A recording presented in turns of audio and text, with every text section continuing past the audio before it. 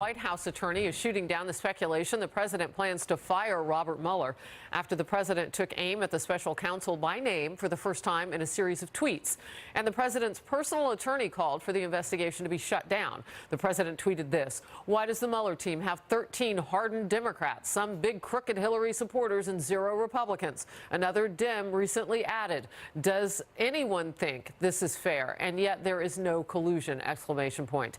But White House counsel Ty Cobb says the president is not considering firing Mueller. My first guest, Georgia Congressman Doug Collins, on the subject, vice chair of the House GOP conference and member of the House Judiciary Committee. Great to see you today, sir. Let's start with the firing of McCabe. Was it justified or is this political?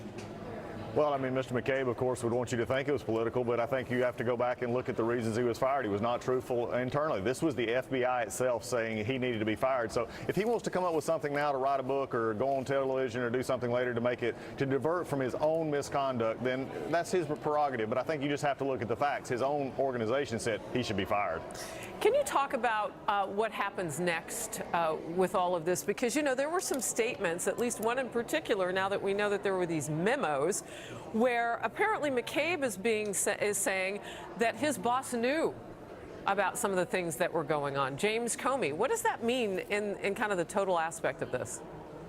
Well, it's a good question as far as trying to figure out what McCabe means. I mean, we've been dealing with this now in the Judiciary Committee. We've been dealing with this on the Hill. We go back to a botched Hillary Clinton email investigation. We go back into what we have found at the highest levels, there being a political bias among many of the senior members of the FBI against this president before he was elected and even after he was elected. So I think what we have to understand here is what was going on. And I think it's very good to point out that these people around Comey and Mr. McCabe were all coming out as part of this internal affairs investigation that is leading the Inspector General is finding that these were problems that we need to fix. That's what we should be doing. Well, it's one thing to say that your former boss knew about some of the things that were going on, but when your former boss says he didn't, that's put your former boss, James Comey, in some new legal hot water, perhaps.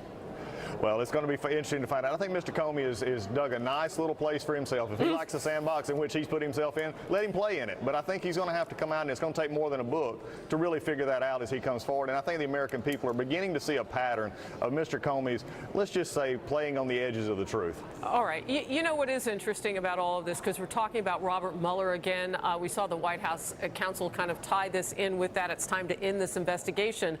But Senator Lindsey Graham warns the president not to fire or go after Robert Mueller. Let's watch, and I want to get your reaction.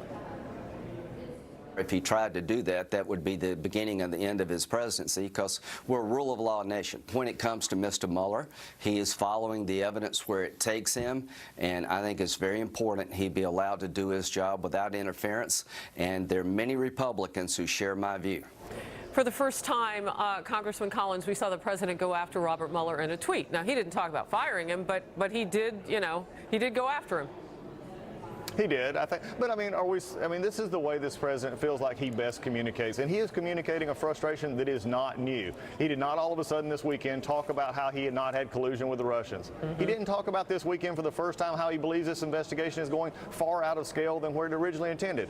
But I think his attorney, Ty Cobb, made it very clear. He said, look, the president is not looking to fire Mr. Mueller or investigate. The investigation will continue, and I believe, as the president said, it will show no collusion. It will show what he has already found, that Russia did tamper, and we are looking at how to fix that, and those are the things that need to be focused on. And I think he's just expressing the frustration of many here on the Hill and also out in the country as well. Well, on the House Judiciary, you would have an idea of where this stands legally. So could this backfire on the president?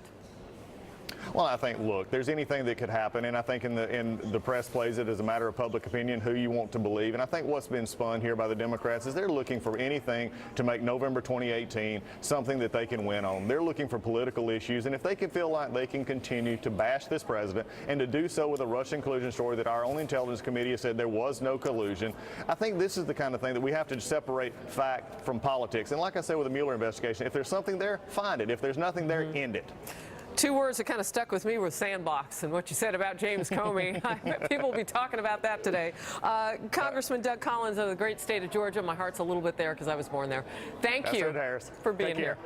Bye-bye. Congress is expected to release a plan for government funding tonight.